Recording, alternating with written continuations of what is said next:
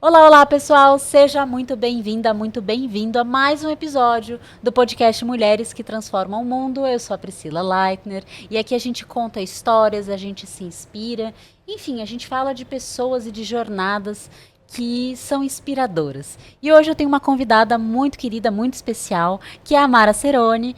Gente, a Mara, ela é psicóloga. Ela é analista haitiana, analista bioenergética, neuropsicóloga e dentro da Clínica das Compulsões, que é um projeto que eu tenho junto com a Mara e com outras pessoas no Instituto de Análise Bioenergética de São Paulo, a Mara fala de compulsões por álcool e drogas. Então é um tema super legal, que ela é super especialista e ela veio aqui contar um pouquinho da jornada dela para vocês. Seja bem-vinda a essa mesa, minha querida. Super bem-vinda. Super Obrigada, bem-vinda. Pri. Eu gostei muito desse convite, porque o título me chamou muita atenção.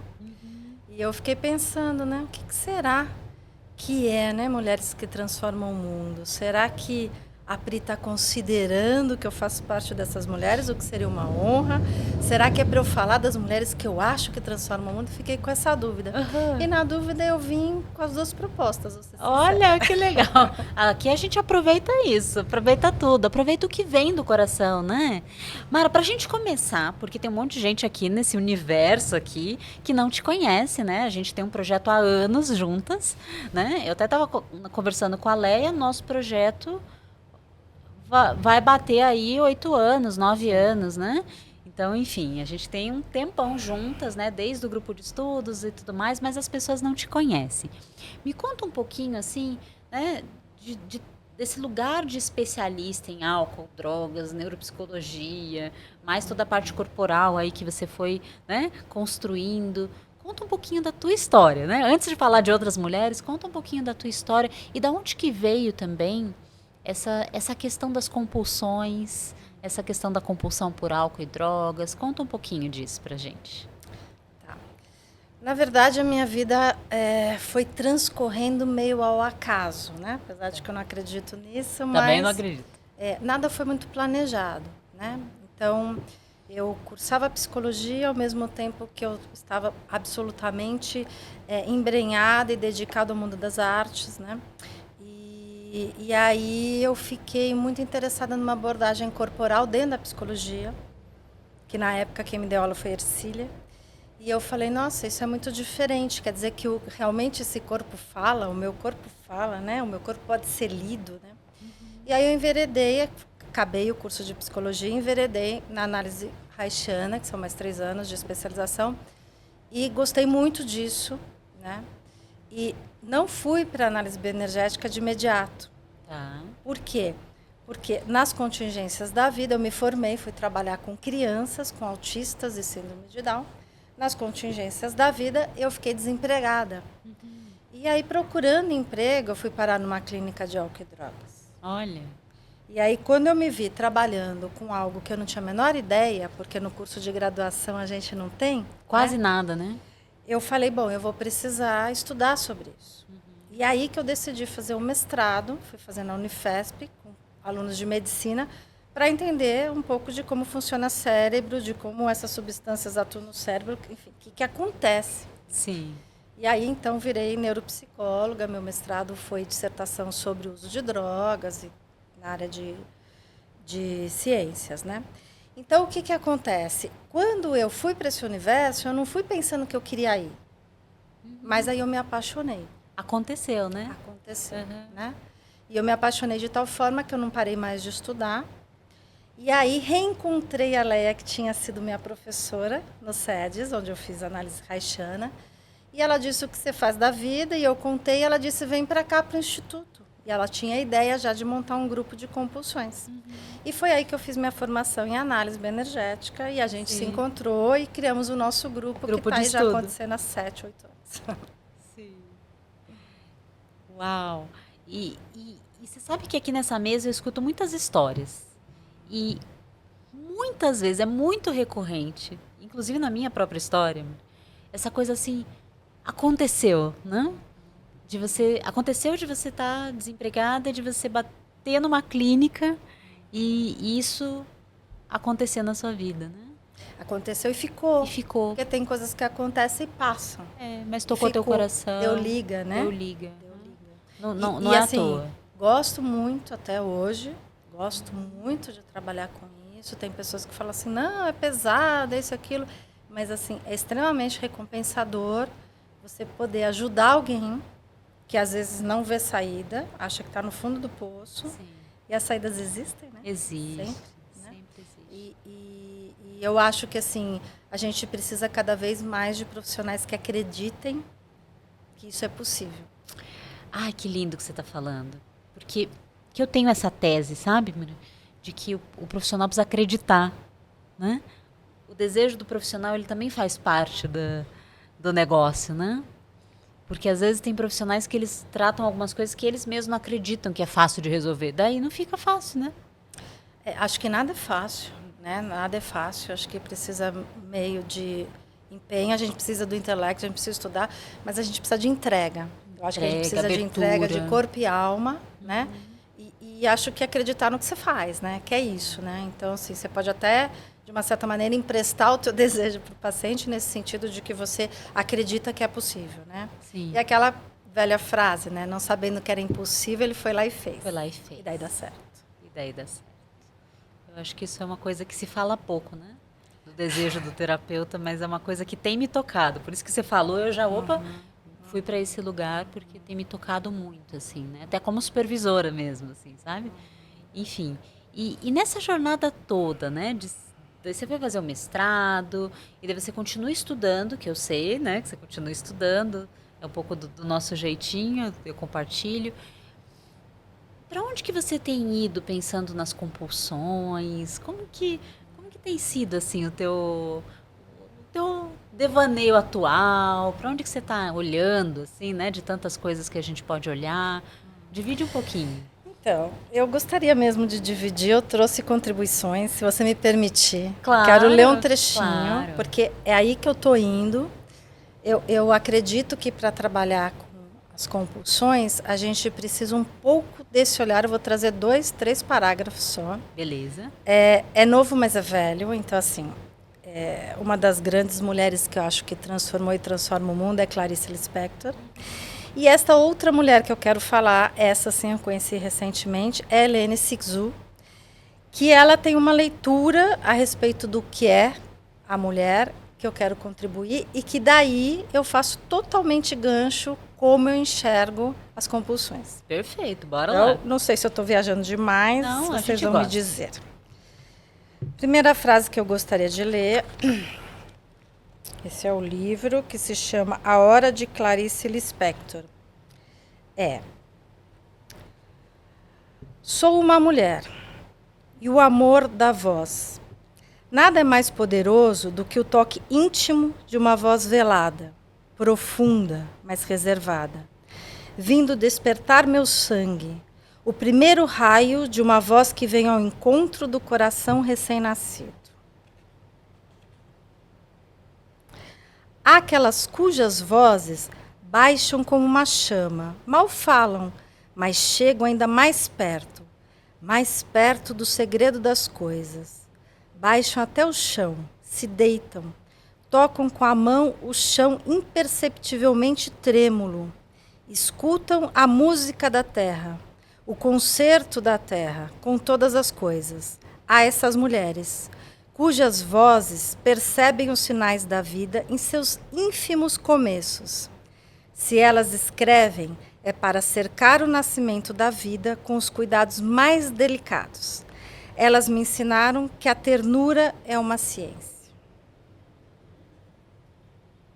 A todas as mulheres para quem amar o momento é uma necessidade e salvar o momento é uma coisa tão difícil, paramos para pensar. Nunca temos o tempo necessário, o tempo lento e sanguíneo, que é a condição do amor.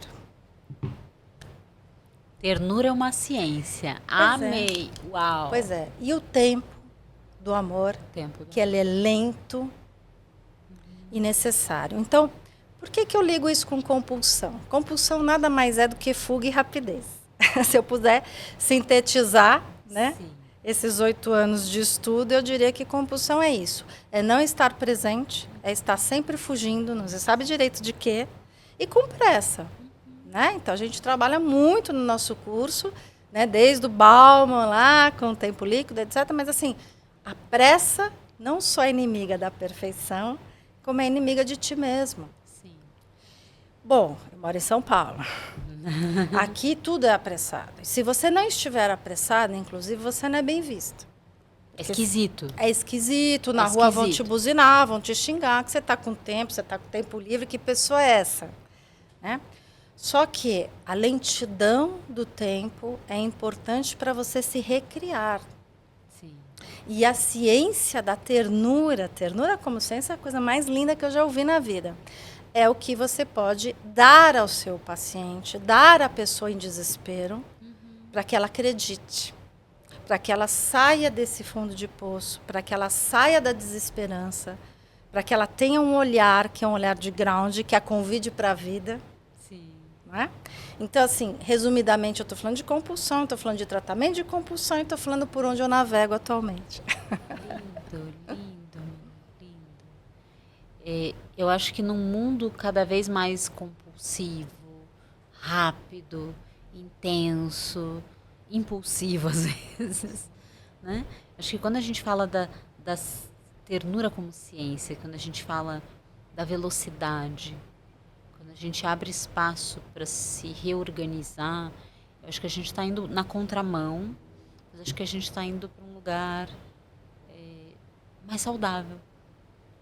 Talvez pensando em criar alguns hiatos, né? Porque, assim, se eu penso em contramão, se eu penso em remar contra a maré, eu acho que é muito esforço. Parece ter que fazer um esforço. Né? E eu acho que, assim, é o tempo da respiração, é o tempo de você saber que isso é importante nesta selva de correria. Então, não é contra nada, eu sou a favor de tudo. Que venham, né? Que venha a correria. Toda a correria necessária, né? Moro em São Paulo porque, né? Então, assim, também acredito no que se produz, no que se faz aqui. Então, não é contra nada, mas é assim, vamos também lembrar que existem outras coisas além da correria. Sim. Tem uma frase do Frejá que é muito bacana, numa letra de música, que ele diz o seguinte, mais ou menos assim, né? Livremente estou lembrando. Ganhar dinheiro é muito bom, mas também é importante lembrar quem é o dono de quem. Sim. Né? Então é mais ou menos isso. Estamos correndo, estamos produtivos, estamos fazendo coisas, ganhando dinheiro, ok, tá tudo certo, mas vamos lembrar que eu não posso estar só submetida a isso, a um ponto de esquecer de mim e a um ponto de não ter casa para voltar. O que eu entendo como casa para voltar? O nosso corpo. Sim. Né? Não é à toa que eu trabalho com isso. O nosso ground, né? O nosso corpo. O nosso corpo, o nosso templo, o nosso lugar sagrado de pausa e de se retirar de tudo.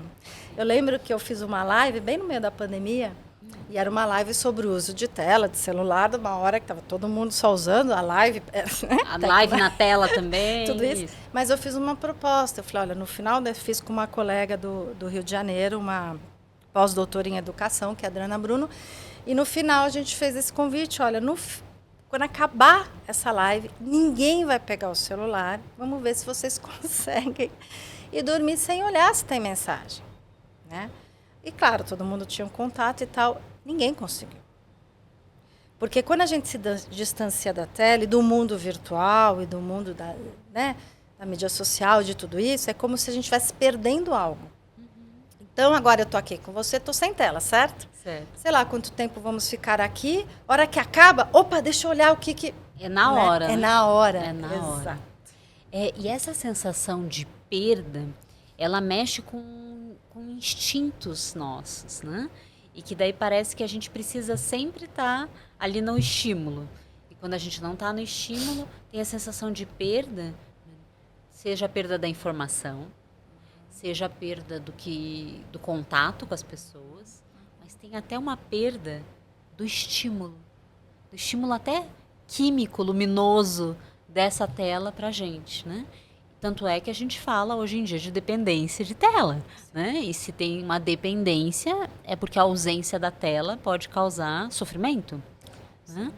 E esse estímulo que a gente hoje já tem estudos mostrando aí os efeitos do estímulo dopaminérgico dessas telas, né?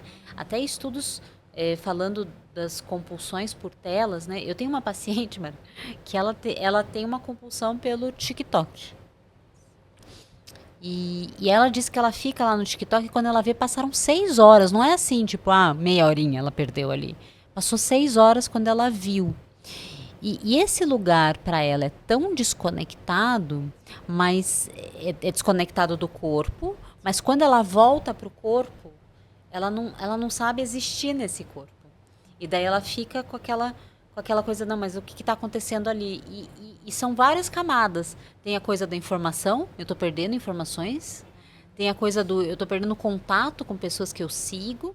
Mas tem aquela coisa assim, ela sente quase como uma falta da luz, né? E essa paciente tem sido interessante para mim, porque ela tem me ensinado coisas, que é tipo, além dessa perda subjetiva do contato com o mundo virtual, tem uma coisa dela se sentir perdida sem luz. Ela diz isso. Eu fico sem luz. Eu falo assim, você já reparou que a tela é luz? Né? E aí a gente vai construindo essa ideia de que para mais do que só pensar, ela é compulsiva por tela. Tem um lugar ali, né? Tem uma coisa que foi construída ali. Ela construiu algo naquela relação com o TikTok. E o que sobra quando ela vem para a realidade dela, né? Para esse corpo, esse templo dela, né? É muito interessante esses novos desdobramentos, até de novas subjetividades, que a gente está falando de pessoas, às vezes de uma idade, de uma geração diferente da nossa, né? Então, eu tenho me debruçado um pouco nisso e tem a ver com pausa, e tem a ver com conectar e desconectar. Eu acho que capturou todas as pessoas de todas as idades. Viu? Sim, com A certeza. gente não está falando só de adolescentes, a gente está falando também de pessoas, às vezes, que já estão, vamos dizer, com 70, 80 anos, enfim, capturou a todos, né? Eu acho que o excesso de estímulos, né, que é algo que, inclusive, a criança também se liga demais, né? O excesso de estímulos externos, vamos dizer assim, né, a luz, o movimento, interessa, vamos dizer, atrai a atenção, né? Mas o que acontece? Quando você passa por um processo de muito estímulo, você fica meio numa rebordosa. Sim. Que demora um pouco para você, opa, deixa eu voltar aqui, né? Sim. Deixa eu voltar para o dentro. A questão é que para muitas pessoas, né, não se sabe qual é o caminho do dentro. Então, quando tira todo esse excesso de estímulos, fica o vazio. Então, isso que você falou, que talvez não sabe muito como conectar com o corpo, fica porque o vazio. O excesso de estímulos ele é muito mental, né? No sentido que a cabeça está funcionando, funcionando, e o corpo está como? Às vezes a pessoa fica nessas 6 horas sem mudar a posição, eu já vi isso. Sim. O corpo está esquecido. O corpo está largado. E esse corte é que é o grande problema. É um corte, uma desconexão.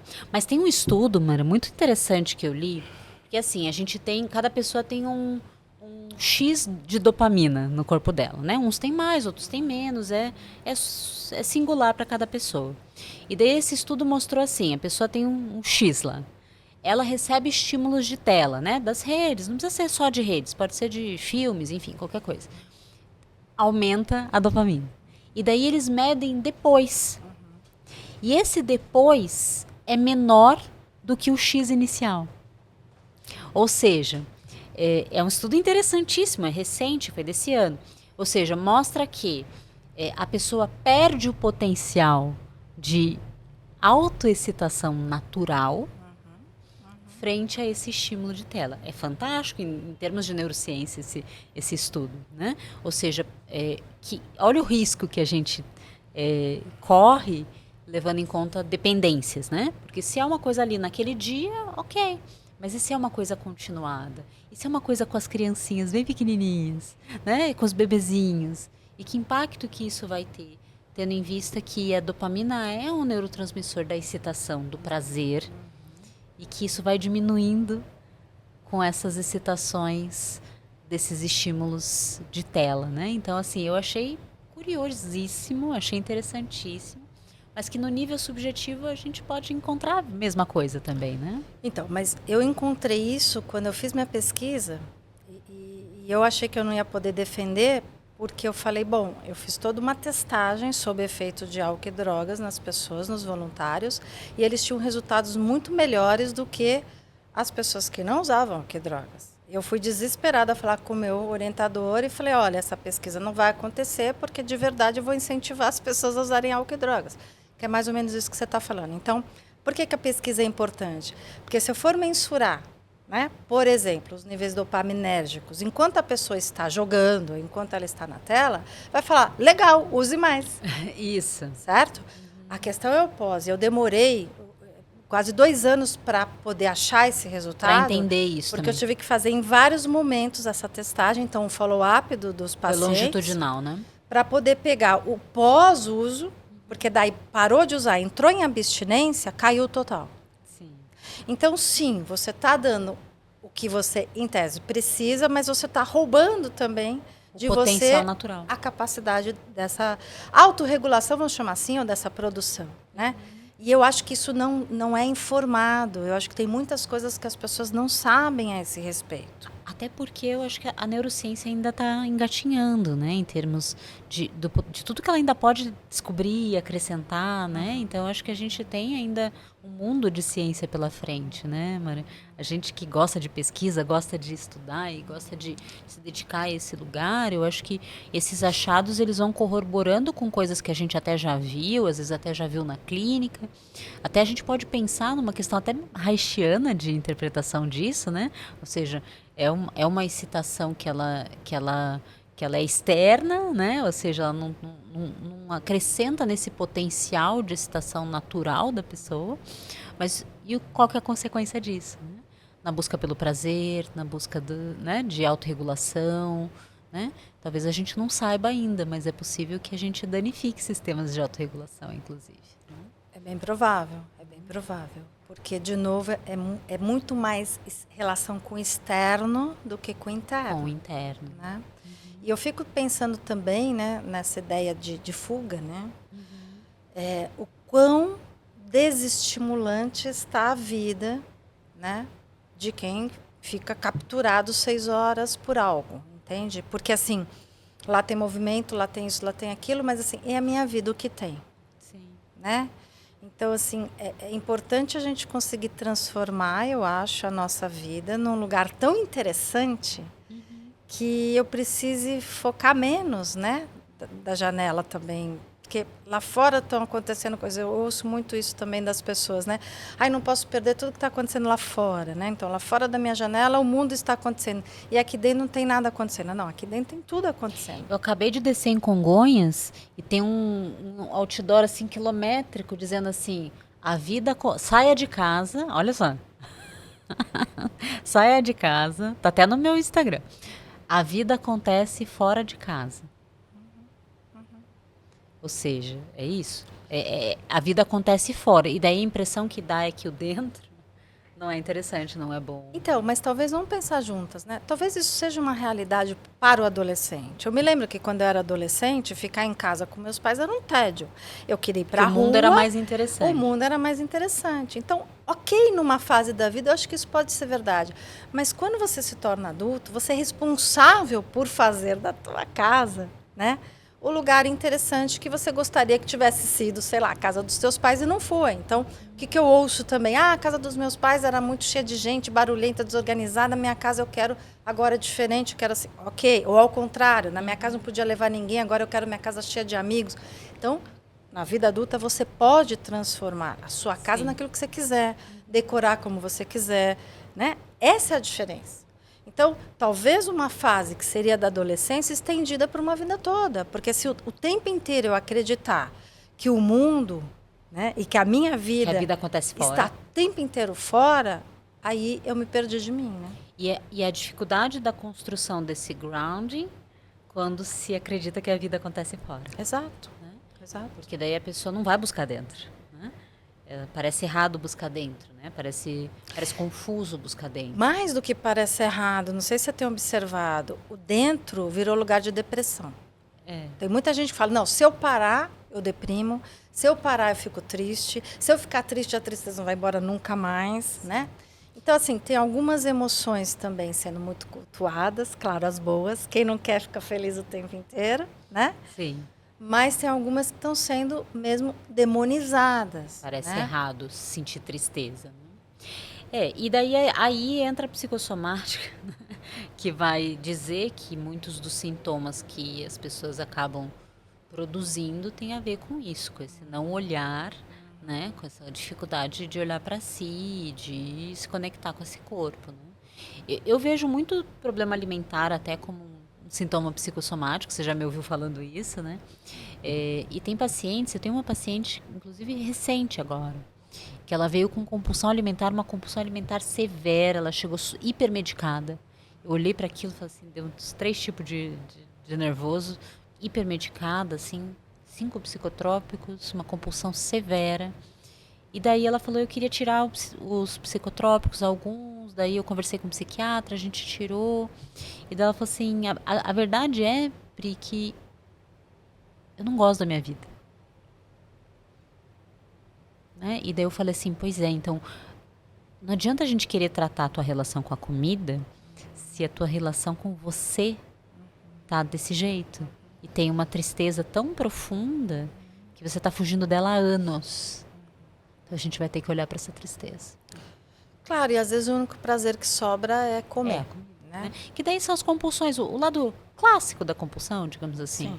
Né? Mas eu acho que uma das coisas que tem dificultado as pessoas até tratarem a compulsão é essa dificuldade de olhar para esse dentro. Né? E para a possibilidade de você transformar a sua vida, né? Então vamos lá, homens e mulheres, vamos transformar a vida. O Dalai Lama tem uma frase que é, né?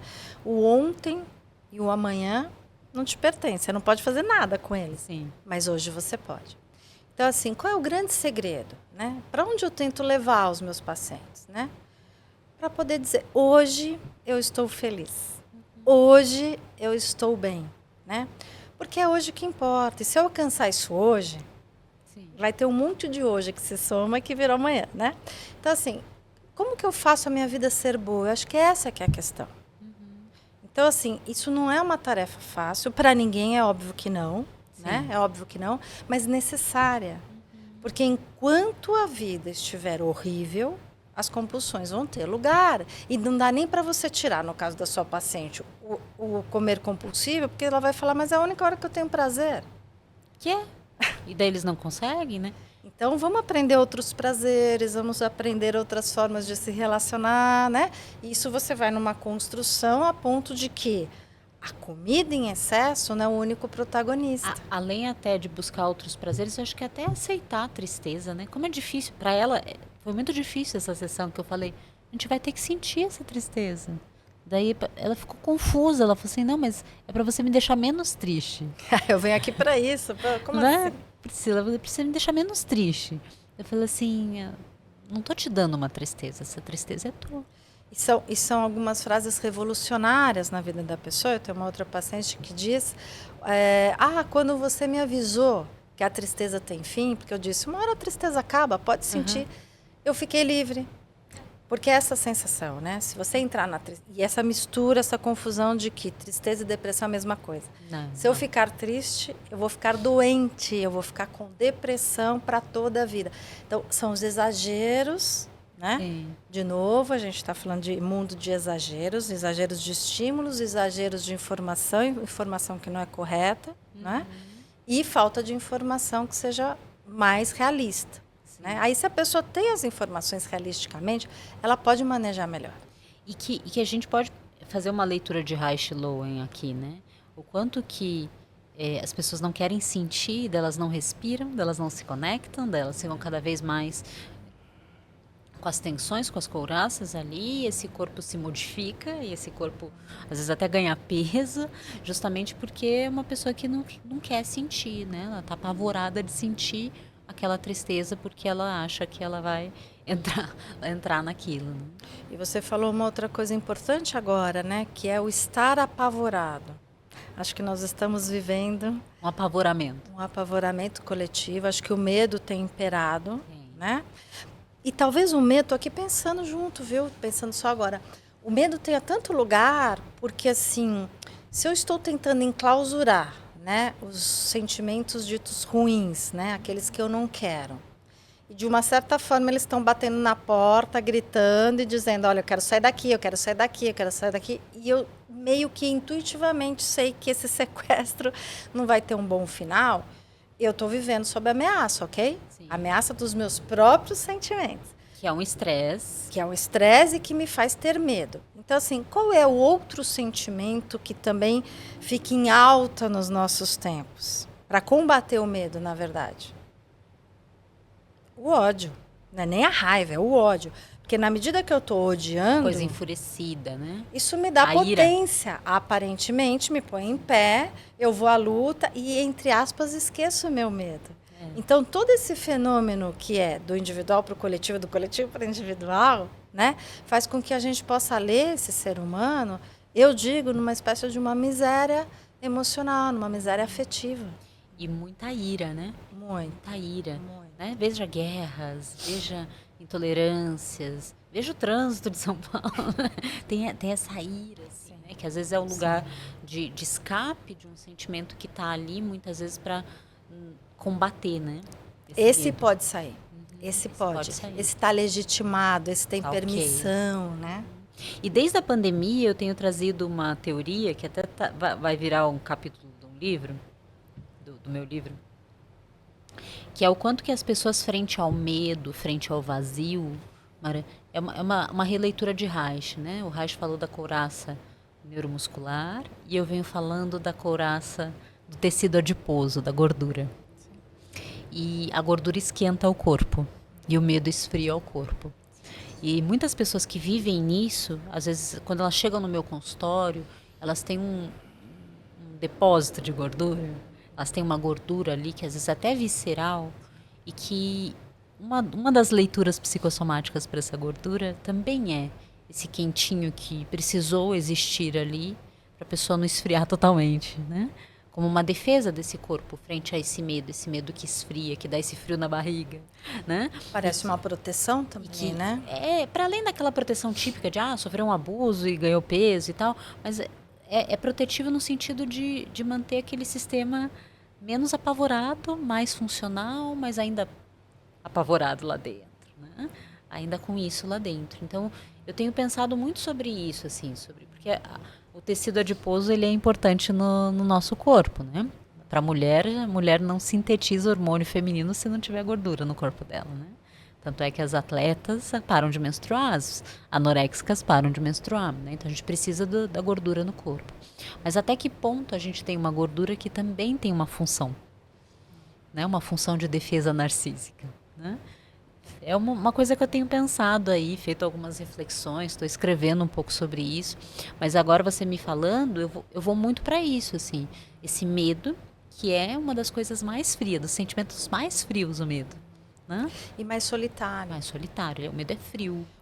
O que faz, né, a gente também sentir que, vamos dizer, o mundo não é tão hostil, né? É a gente ter pares, né? A gente Conexões, se né? sentir pertencente, né? Pertencente. A gente ter o outro, as mãos dadas, ou estamos junto, né? Sim. E claro que na correria, uma grande metrópole e tal, essa coisa da solidão também impera, porque você não se sente fazendo parte. E às vezes, até na mídia social, você vai buscar esse sentimento. Nesse grupo aqui sim, Pertenço, né? eu pertenço aqui, eu pertenço ali.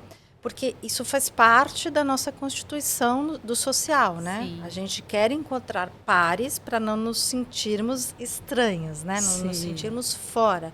Só que isso está cada vez mais complicado no sentido também dos guetos que se formam, né? Então, assim, os iguais têm que ser absolutamente iguais, em tudo. Né? E a diferença não é tolerada mais. Então, assim, tudo nos excessos, percebe? A gente está vivendo tudo nos excessos. É a E felicidade excesso é patologia. paradoxal, né? Do Lipovetsky, que já está antiga, mas Já tá continua antiga e atual. continua válida. Continua válida. E nesse lugar que você tem ido, assim, na tua história, Mari, você viu que você trouxe o trecho, a gente engatou e estamos aqui, né? Viajando Mas quando você se conecta com esse lugar, né? Com essa existência dessa ternura como ciência, desse lugar, assim, o que você tem sentido também que, que tem acontecido na tua clínica, né? Com dos teus pacientes compulsivos ou impulsivos? O que você tem sentido que tem sido, assim, a maior dificuldade das pessoas que chegam até você hoje? Primeiro, eu acho que é a questão de poder se expor, né? Se expor de verdade nas suas mazelas. Então, eu vejo duas formas de exposição. Uma é aquela quase assim, um vômito. Eu chego, já falo tudo, e na próxima sessão não quero falar nada, porque me envergonho de que já contei tudo. Sim. Ou aquela que não vem. Às vezes eu fico anos com o paciente para, às vezes, ouvir algo que, assim, é bem importante ser dito mais cedo, etc., né? Então, eu acho que essa exposição de estar na frente de um outro ser humano, de verdade, Sim. que possa me ouvir nas minhas mazelas e eu acreditar que ele não vai me julgar, porque qual é o grande medo também? Do julgamento. Julgamento, claro. Então, assim, a ternura está nessa aceitação de que eu posso ouvir, por mais que a pessoa considere as piores aberrações, né? E me conectar com o sofrimento daquela pessoa e não com que horror. Porque o que horror é moralista. Eu costumo dizer isso. No consultório isso não cabe. Não. Né? A gente deveria. está lá para entender o que é ser humano demasiadamente humano. Não é fácil para ninguém e cada um vai ter nos seus tropeços. Então, quando a pessoa consegue se abrir a ponto de mostrar realmente coisas difíceis, às vezes eu ouço assim, ninguém sabe disso uma vida toda, estou contando só para você. Sim, também já ouvi várias vezes. Várias vezes, né? Então, eu acho que a ternura passa por aí, sabe? De você poder receber essa pessoa, acolher essa pessoa com as suas histórias, com as suas dificuldades, né? Óbvio que é sem julgamento, é óbvio, eu falo isso e repito, não sei porquê, porque para mim é o precisaria, óbvio. mas o óbvio precisa ser dito, então, como diz. Atualmente, sim. Né? E aí eu acho que se cria uma relação e um nível de vínculo mesmo totalmente diferenciado do que a pessoa pode ter fora aquele setting, fora aquele lugar.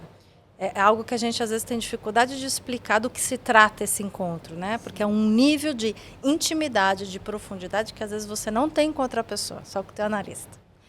E eu gosto muito da palavra também compaixão, que tem se falado bastante, e que eu acho que é essa ternura da ciência, né, que nem você trouxe, mas a compaixão do terapeuta, a ternura do terapeuta, para com aquela pessoa que está ali trazendo as mazelas, eu acho que ela permite a existência da ternura e da compaixão da própria pessoa com ela mesma. Fundamental, né? Exatamente isso. E que daí é quase como se a gente ensinasse isso, né?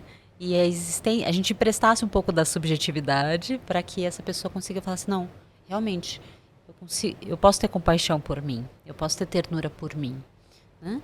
E daí nesse lugar muito íntimo, muito, muito sagrado, né? Por que não? O Jung falava, né, do setting como lugar sagrado, né? Eu gosto de pensar nisso, assim, como um lugar realmente daquilo que é mais sacro mesmo, né? Aquilo que é sagrado para aquela pessoa, aquela intimidade. Né? E eu acho isso também muito válido e importante, porque o que acontece? A autoaceitação, que é isso que você está dizendo, né? Olha, se eu for generoso comigo, se eu puder me aceitar como eu sou, isso vai facilitar as coisas. Porque, de novo, tem uma cola, né? Tem o nosso inconsciente, tem o inconsciente coletivo, já que você citou Jung, né? Vamos usar esse termo, que eu acho que é assim, se o julgamento impera, né? Que é o imperativo superegóico, ele é cruel. Sim. E ele é cruel com o outro, porque ele é cruel comigo. Uhum. Então, é isso que você tenta amenizar para a pessoa poder sair disto que ela faz com ela, porque ela aponta o dedo para ela. Sim. Ela vai apontar para o outro porque ela faz isso com ela. E assim, vamos devagar, né? Vamos poder ter um lugar para entender tudo isso que acontece. Ninguém sofre por opção, ninguém quer viver mal. Ninguém está compulsivo por compulsão, é por opção, né? Com certeza. Né? Eu acho que assim, vamos encontrar caminhos para sair desse estado, mas primeiro reconhecendo que esse estado aconteceu, sem que a própria pessoa quisesse ou tomasse pé disso antecipadamente. Às vezes, quando vê, já está numa proporção, mas assim, sem culpados, né?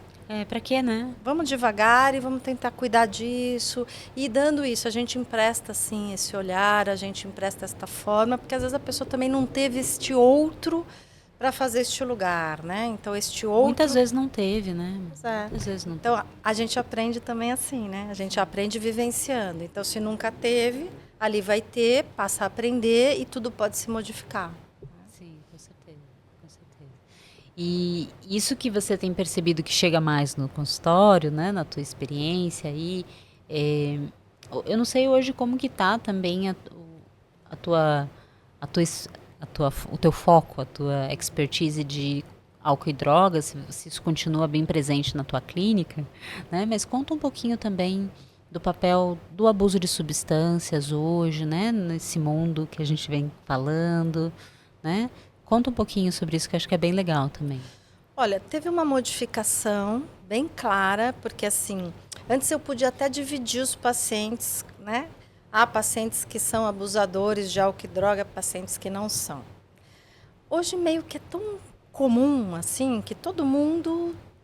mas também vou te contar que eu usei droga lícita ou ilícita, mas é meio cotidiano, entendeu? Então, assim, eu nem tenho mais na clínica muito essa separação. O que eu posso separar, vamos dizer assim, é quem, vamos dizer, entra num tal colapso que não consegue manter que é mais produtividade, intenso, né? que às vezes precisa de internação ou coisas assim, que eu tento evitar ao máximo, né? E quem ainda está conseguindo, aos trancos e barrancos, manter a vida. Mas, assim, de fato, hoje, raramente eu escuto alguém que não faça um uso abusivo, seja de droga lícita ou ilícita. Inclusive, às vezes, muito mais de droga lícita, que é sério também. Eu acho que o uso medicamentoso, você falou de psicotrópicos, enfim, benzodiazepínicos, o que a gente tem ouvido de pessoas que usam muito remédio para... os ditos calmantes ou hipnóticos, remédios para dormir, etc, etc, etc. Que fazem abuso, claro. Mas como se fosse assim, às vezes as pessoas me contam, né, que assim, mas isso não tem problema porque eu uso uma dosagem muito pequenininha, isso não tem problema porque eu estou com acompanhamento médico, isso não tem problema. Assim, eu acho que a gente tem que problematizar isso. Porque são abusos que, vamos dizer assim, pode não ser aquele abuso de você ir lá e entrar no fundo do poço com a droga, mas são abusos que desequilibram, que tiram a capacidade do corpo de se regular, né? Que impedem a pessoa às vezes de fazer uma coisa muito normal, que é relaxar, dormir, por né? conta, uma né? coisa natural, né? E que a pessoa às vezes perde essa capacidade até pelo uso prolongado, né? Vamos pegar Zolpidem, donarem dessas medicações que são indutoras ali, que são bastante usadas, quetiapina, né? Que são medicações que às vezes a pessoa usa por anos, né? Não, às vezes acho que é para a vida toda, isso cria uma dependência. São abusos. Pode não parecer assim, são abusos, né? E que suspendem funcionamentos do corpo, né? Que aquilo que era natural passa a não ser mais natural ou alcançável. E não tem nada que te dê mais potência, né? Do que você ser capaz de fazer algo que você não conseguia. Né? Com certeza. Então, se você deposita isso numa substância, seja ela qual for, você está com uma mensagem para você mesmo de fracasso. Que é o que eu mais ouço também. Me sinto fracassado, me sinto fracassado. Então, qual é a mensagem que seria o oposto disso? Né? Da tua potência. Bom, eu não conseguia dormir, agora eu faço tal e tal técnica, seja lá o que for, cada um descobre o seu jeito. Tem gente que descobre dançando, tem gente que descobre correndo, tem gente que descobre meditando, tem gente que descobre X. Você vai encontrar o seu jeito. Mas aí você passa a dormir e fala, olha, eu consegui vencer uma insônia. Eu consegui. E não, eu tomo um remédio porque eu tenho insônia. É de um nível de resgate da potência muito, muito, muito profundo.